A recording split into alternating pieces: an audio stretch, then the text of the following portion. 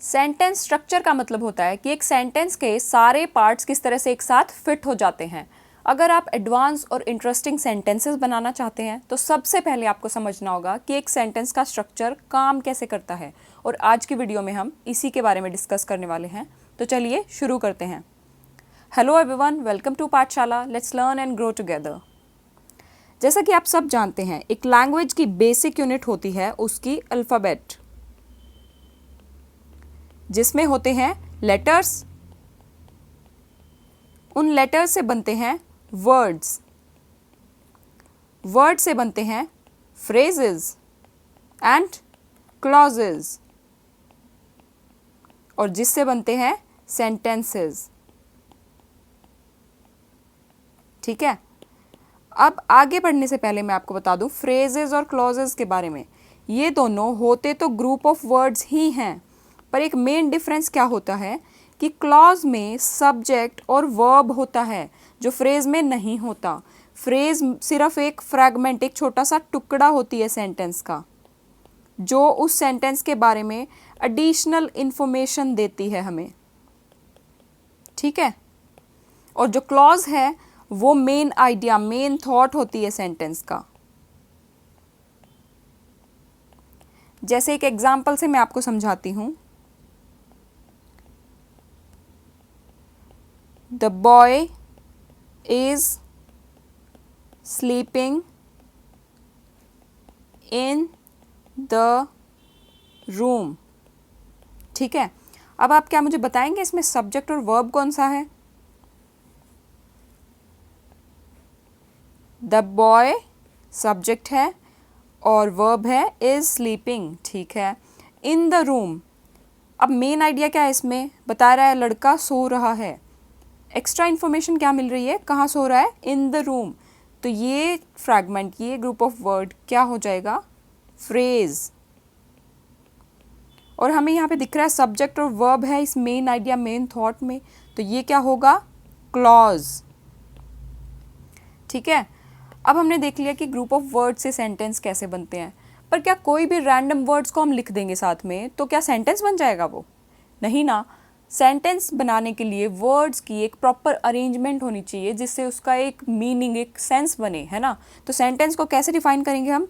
Group of words which makes absolute sense, complete sense. ठीक है, जैसे एग्जांपल्स हैं ये, little boy eats an apple, Neena is writing a letter, the rainbow was beautiful. इसमें proper sense बन रही है, हमें समझ में आ रहा है क्या लिखा है इस सेंटेंस में, है ना। ठीक है, अब सेंटेंस के स्ट्रक्चर को और ज़्यादा डीप में पढ़ने से पहले हम देख लेते हैं काइंड्स ऑफ सेंटेंसेस कौन कौन से होते हैं। ये मेन 4 हैं: डेक्लरेटिव, इंटेरोगेटिव, इम्पेरेटिव, एक्सक्लेमेटरी। आइए एक एक करके इनको पढ़ लेते हैं। फर्स्ट है डेक्लरेटिव, दैट मेक्स स्टेटमेंट्स और असर्शंस, मतलब कोई भी कथन, कोई भी कही या लिखी बात। जैसे एग्जाम्पल्स देखिए, the students are attending the class, The red dress belongs to my sister. Girls were playing football in the playground. ठीक है, नेक्स्ट है interrogative, जिसमें क्वेश्चंस पूछे जाते हैं और इनको पहचानना बहुत आसान है क्वेश्चन मार्क की हेल्प से। Where do you live? What are you doing? How are you feeling today? है ना।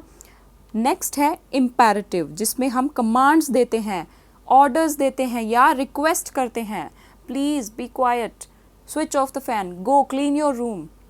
ओके, नेक्स्ट है एक्सक्लेमेटरी, जिसमें हम स्ट्रॉन्ग फीलिंग्स को एक्सप्रेस करते हैं। जब भी हम बहुत ज़्यादा गुस्सा होते हैं, खुश होते हैं या दुखी होते हैं, अपने आप को वर्ड्स में जिस तरीके से एक्सप्रेस करते हैं उनको एक्सक्लेमेटरी सेंटेंसेस बोलते हैं। जैसे how sweet, what a shame, I can't believe it. Okay, तो ये थे काइंड्स ऑफ सेंटेंसेस। अब आपने नोट किया होगा कि हर तरह के सेंटेंस की एक बेसिक फॉर्म है। आगे हम देखेंगे कि एक सेंटेंस की बेसिक फॉर्म क्या होती है, उसके पार्ट्स क्या होते हैं। Parts of a sentence, subject and predicate, ये 2 पार्ट्स होते हैं। सब्जेक्ट क्या है? नेम्स द पर्सन और thing we are speaking about, मतलब सेंटेंस में जिस पर्सन या चीज़ की बात हो रही होती है उसका नाम है, वो सब्जेक्ट होता है। यूजुअली ये पहले आता है, पर कुछ केसेस हैं जिसमें ये प्रेडिकेट के बाद भी आता है। And it is left out in imperative sentences. Imperative sentence जिसमें हम कमांड कर रहे थे, रिक्वेस्ट कर रहे थे, उसमें ये ओमिट कर दिया जाता है, क्योंकि अंडरस्टूड होता है कि यहाँ पे कौन सा सब्जेक्ट होगा। प्रेडिकेट क्या होता है? Tells something about the subject, कि सब्जेक्ट क्या है, क्या कर रहा है, ठीक है। और इसमें एक चीज़, वर्ब का होना बहुत ज़रूरी है, वर्ब के बिना सेंटेंस नहीं है, प्रेडिकेट में वर्ब का होना तो एकदम बहुत ज़रूरी है, ठीक है। जैसे मैंने आपको बताया था प्रेडिकेट के बाद आता है कुछ केसेस में सब्जेक्ट, तो ये हियर एंड देयर वाले जो सेंटेंसेस होते हैं, हियर एंड देयर जो है वो कभी भी सब्जेक्ट की तरह यूज़ नहीं होते। जैसे इसमें है हियर आर योर शूज़, तो ये सब्जेक्ट है इसमें। देयर गोज़ द बस, ये सब्जेक्ट है इसमें। और जो क्वेश्चन वाले होते हैं सेंटेंस, उसमें भी सब्जेक्ट प्रेडिकेट के बाद आता है। Can the subject come after the predicate? Yes it can.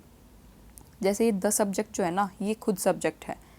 The subject can come after the predicate, इसको हम क्वेश्चन हटा के जब देखेंगे तो द सब्जेक्ट पहले आ गया, लेकिन क्वेश्चन के फॉर्म में ये प्रेडिकेट का पार्ट है, इसके बाद आ रहा है। और इस सेंटेंस में sweet are the uses of adversity. और आगे जैसे मैंने बताया था इम्पेरेटिव सेंटेंस में सब्जेक्ट को ओमिट कर दिया जाता है। क्यों? क्योंकि अंडरस्टूड होता है। थैंक हर, कम हियर, किसको बोल रहे हैं हम? यू कम हियर, तो यू यहाँ पे अंडरस्टूड है ना, ठीक है। आगे बढ़ते हैं। ये एक बेसिक फॉर्म होती है subject plus verb plus object. अब ये सेंटेंस है जैसे मीरा एट ऑरेंजेस, तो इसमें हमने देखा था कि नाम होता है किसी का, पर्सन का या थिंग का, तो ये नाम है, सब्जेक्ट हो गया। और सब्जेक्ट क्या करता है? काम करता है ना, डूअर ऑफ द एक्शन होता है। तो मीरा यहाँ पे काम कर रही है, क्या काम कर रही है? खाने का, मतलब कर रही थी, खा चुकी है वो ऑरेंजेस, लेकिन एक्शन क्या था उसमें? खाने का था ना, तो ये वर्ब हो गई। और ऑब्जेक्ट क्या होता है? रिसीवर, रिसीवर ऑफ एक्शन, मतलब जिस पे काम हो रहा होता है। तो उसने क्या खाया था? ऑरेंजेस खाए थे, ठीक है। अब ये subject plus verb plus object, इसको हम इस तरह से भी लिख सकते हैं ना, ऐसे भी सेंटेंसेस होते हैं, subject plus auxiliary verb plus main verb plus object. मतलब एग्जाम्पल जैसे मैं आपको चेंज करके बताती हूँ इसमें, मीरा इज ईटिंग ऑरेंजेस, ठीक है, ये प्रेजेंट में मैंने लिख दिया है। तो मीरा सब्जेक्ट है हमारी, वर्ब क्या है? इज ईटिंग, जिसमें मेन वर्ब कौन सी है? ईटिंग, ईटिंग जो है वो मेन वर्ब है ना। और ये इज वर्ब जो है वो इसको ईटिंग को हेल्प कर रही है सेंटेंस को सुधारने में, तो ये ऑक्सिलरी वर्ब है। ये अगर मेन वर्ब को हेल्प करती है तो इसको हम और क्या कह सकते हैं? हेल्पिंग वर्ब भी कह सकते हैं, ठीक है। और ये ऑरेंजेस जो होगा वो ऑब्जेक्ट है, ठीक है। चलिए आगे बढ़ते हैं। कंपाउंड सब्जेक्ट, कंपाउंड सब्जेक्ट क्या होता है? जब सेंटेंस में एक से ज़्यादा सब्जेक्ट होते हैं और इसको हम जोड़ते किसकी हेल्प से हैं? एंड और। जैसे हर मदर और her brother will be there, ये पूरा क्या हो जाएगा? Subject. Siya and Raman are coming over for dinner, तो ये पूरा क्या है इसमें? सब्जेक्ट। और अगर इससे भी ज़्यादा वर्ड्स हैं तो उसको हम कॉमा की हेल्प से जोड़ेंगे, जैसे Hari, Reena and Navi will win the prizes, तो ये तीनों वर्ड्स सब्जेक्ट है, ठीक है। अब हमने मिनिमम रिक्वायरमेंट्स देख ली सेंटेंस को बनाने की। अब और डिटेल में देखते हैं सेंटेंस के स्ट्रक्चर के टाइप्स क्या होते हैं, ठीक है। स्ट्रक्चर के ऊपर बेस्ड है ये कि किस तरह का सेंटेंस है। उसमें ये 4 टाइप्स है, simple, compound, complex, compound complex. First है सिंपल सेंटेंस, जिसमें एक इंडिपेंडेंट क्लॉज होती है। इंडिपेंडेंट क्लॉज के बारे में क्या बताया था मैंने कि एक मेन थॉट जो होती है ना सेंटेंस का वो, जैसे I like chocolate, Preeti did not go to the party, Sam is writing an essay, ठीक है। नेक्स्ट है कंपाउंड सेंटेंस। कंपाउंड सब्जेक्ट में जैसे था वैसे ही सेंटेंस हो गया। ये सब्जेक्ट में एक से ज़्यादा वर्ड्स थे, सेंटेंस में एक से ज़्यादा क्लॉज होंगी, जिसमें 2 इंडिपेंडेंट क्लॉजेज होंगी जिसको हम जोड़ेंगे कंजंक्शन की हेल्प से, जैसे हमने कंपाउंड सब्जेक्ट में जोड़ा था। तो इसमें क्या होगा? I like coffee and Sam likes tea, Chris went to work but Mio went to the party, my car broke down so I came late. तो ये क्या हैं? कंजंक्शंस। एंड हो गया, बट है, सो है, और, नोर, येट, ये सब कंजंक्शंस हैं। इनकी हेल्प से जोड़ के हम 2 इंडिपेंडेंट क्लॉजेस को एक सेंटेंस में ला रहे हैं, तो उस टाइप के सेंटेंस को बोल रहे हैं कंपाउंड सेंटेंस। नेक्स्ट है कॉम्प्लेक्स सेंटेंस, जिसमें एक इंडिपेंडेंट क्लॉज होती है और एटलीस्ट एक डिपेंडेंट क्लॉज होती है। इनका नाम तो कॉम्प्लेक्स है पर इनको पहचानना उतना ही आसान है। कैसे? जो डिपेंडेंट क्लॉज होती है ना, वो सबऑर्डिनेटिंग कंजंक्शन या रिलेटिव प्रोनाउन की हेल्प से जुड़ी हुई होती है। जैसे we missed our plane because we were late, Rishi left in a hurry after he got a phone call, do you know the man who is talking to Mary. तो ये because after ये subordinating conjunction है और who relative pronoun है। तो ये जो because after, इसके अलावा और कौन कौन सी होती हैं सबऑर्डिनेटिंग कंजंक्शंस, जैसे once, since, whether, while, until और though, although एट्सेट्रा, ये सब होती हैं सबऑर्डिनेटिंग कंजंक्शंस। और रिलेटिव प्रोनाउन में कौन से हो जाएंगे, who, whom, which, whose, that, ये हो जाएंगे रिलेटिव प्रोनाउंस। ठीक है, तो ये हो गया कॉम्प्लेक्स सेंटेंस। आगे है कंपाउंड कॉम्प्लेक्स सेंटेंस, जिसमें एटलीस्ट 2 इंडिपेंडेंट क्लॉज होती हैं और एक या एक से ज़्यादा डिपेंडेंट क्लॉज होंगी। जैसे John didn't come because he was not feeling well so Caroline was sad. ये इसमें इंडिपेंडेंट क्लॉज है, ये भी एक इंडिपेंडेंट क्लॉज है, और ये जो है ये इस पे डिपेंड कर रही है, तो ये डिपेंडेंट क्लॉज है। He left in a hurry after he got a phone call but he came back 10 minutes later. ये इसमें इंडिपेंडेंट क्लॉज है, ये भी एक इंडिपेंडेंट क्लॉज है, और ये वाली जो है सेकंड, ये इस पे डिपेंड कर रही है, तो डिपेंडेंट क्लॉज है। ठीक है, तो इसी के साथ आज का लेसन हमारा ख़त्म होता है।